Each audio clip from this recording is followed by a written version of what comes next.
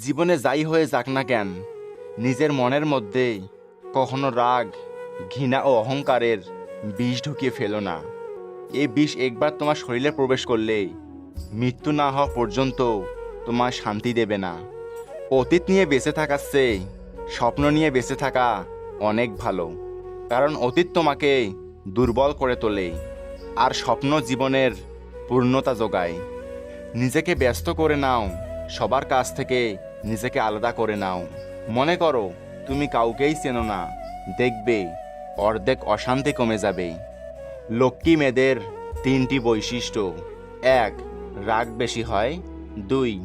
অল্পতেই মাথা গরম হয়। 3. রাগ উঠলে মাথা ঠিক থাকে না।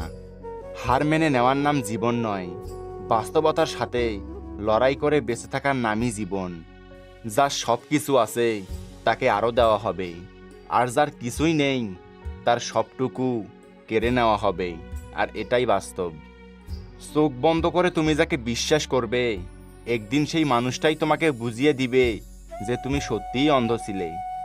অবশেষে বুঝতে পেরেছি, জীবনে যাদের সবচেয়ে বেশি বিশ্বাস করেছি আর ভালোবেসেছি, তারাই সবচেয়ে বেশি ঠগিয়েছে এবং কষ্ট দিয়েছে।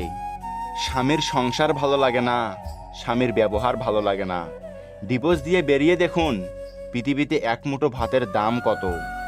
যাদের চোখে একটুতেই জল চলে আসে তারা দুর্বল নয়, সরল মনের হয়। কাউকে সত্যিকারের ভালোবাসলে মনের মধ্যে একটা সন্দেহ ঘুরপাক খায়, কখন জানি কারণে অকারণে প্রিয় মানুষটি তাকে ছেড়ে চলে যায়। যে তোমার খুশির জন্য হার মেনে নেয়, তার কাছে তুমি কখনোই জিততে পারবে না। ভালোবাসা মানে শুধু দেহের বা রূপের আকর্ষণ না, ভালোবাসা মানে হলো সম্মান, স্নেহ, বিশ্বাস ও ভরসা। যাকে ভেবে তুমি প্রতিদিন নিজের ভিতরে শেষ হতে থাকবে, সে একদিন তোমাকে বলবে, কে বলেছিল তোমায় আমার জন্য নিজেকে শেষ করতে? ভুল থেকে নতুন কিছু শেখার নামই হচ্ছে জীবন।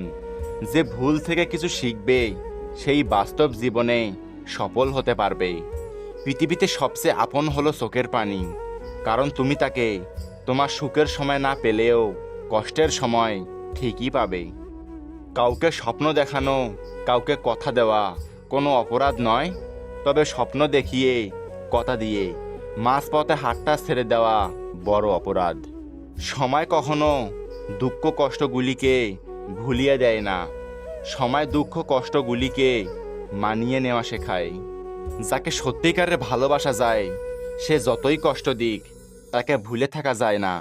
জীবনের সব রাস্তা কখনোই একসাথে বন্ধ হয়ে যায় না, একটা বন্ধ থাকলে আর একটা খোলা থাকবেই, এটাই বাস্তব। বৃষ্টি এসে বুঝিয়ে দেয় ঘরের ছিদ্র কোথায়, আর বিপদ এসে বুঝিয়ে দেয় আপন মানুষ কোথায়। সবার সাথে যতই ভালো ব্যবহার করো না কেন, কেউ না কেউ ঠিক তোমার পিছনে বদনাম করবে। মায়া জিনিসটা অনেক খারাপ, না দেয় ভালো থাকতে, না দেয় ভুলে থাকতে। দুঃখ একটাই, আজও মানুষ চিনতে পারলাম না। কেউ একটু ভালো ব্যবহার করলেই তাকে বিশ্বাস করে ফেলি। কথা শিখতে একটি মানুষের 2 বছর লাগে, কিন্তু কথায় কি বলতে হয়, কিভাবে বলতে হয়, কি বলা উচিত নয়, তা শিখতে সারা জীবন লেগে যায়। সেই মায়ের সাথে কখনো উচ্চস্বরে কথা বলো না, যে মা তোমায় কথা বলতে শিখিয়েছেন।